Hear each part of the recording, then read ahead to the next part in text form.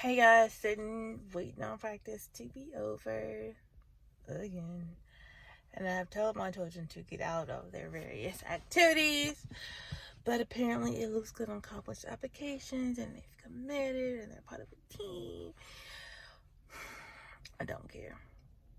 But at least I'll be 3 for 3 in January. So, silver lining, I am off to a good start.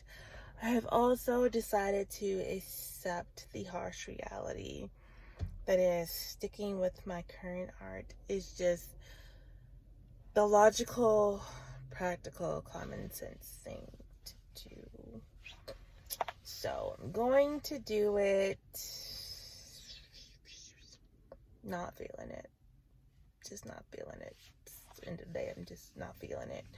But there are other things that I would like to do in 2020. So finishing up 2019 is like nice versus making it more complicated for 2020. So I don't like it when things bleed over out of their designated window. So we need to just kind of wrap that sucker up. Just get it done. So I will mourn over the loss of that possibility. And then I will just suck it up and get to work. I have put in some more information on the zombie story, which I really like that. And it upsets me because I have so much that I hand wrote that going back to type it is like,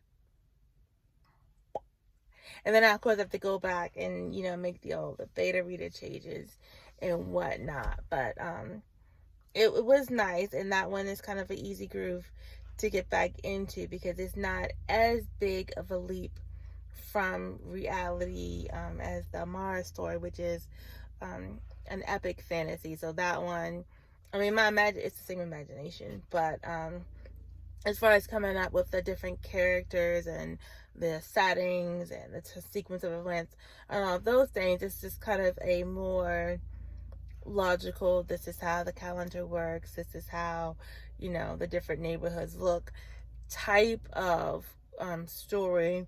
Then this is a completely new world, this is a completely new creature or being that I am like generating, that I have to describe to someone who has no idea of what it is, and still not, bog down the story with the minutia of the details, because I can kind of piggyback off of what's already established. Then it's easier to just write the zombie story. I mean, granted, there aren't zombies, but everybody kind of has like a preconceived notion of what that means. Like, you already have an image that pops into your head, and I can tweak it a little bit and still stay within the frame of what the reader would expect from a zombie. Versus if I say, well, they saw a mirror Kirk, well, I made that up. So I have to kind of go from scratch. Say, no, these are the things that and then this is how you would adjust it to fit this new entity, this new being. And this is how, it moves and smells and it looks and fits into the story. Where it doesn't connect already. Like, it's not building upon an established foundation. It's starting from scratch. And so, just like it's easier to, from the reader's perspective, to envision something or to connect to something, or even someone says, oh, have you seen such and such a TV show? If you've seen the TV show, then it's easier for you to connect to that conversation than if it's a show that you've never seen. So it's the same kind of thing with these characters, and as far as generating the content. One, I guess the zombie story was in a better place when I first introduced it. And then two, it's just an easier writing process because I'm not starting from scratch on every detail, whereas the Mara story is completely different from our reality, which is still it's a fun read, but I don't want to make it too heavy. I think before, because I kind of knew what the different things were and how they interacted, then I didn't explain as much. And so then when I went back and kind of explained it, I was like, oh my gosh, this is so heavy. And so finding that balance is takes a little more finesse, a little more fine tuning than just kind of pecking out the original draft of it and having it be easily to digest to the readers. So that's a lot of words to say. I haven't done anything on the Mara story recently.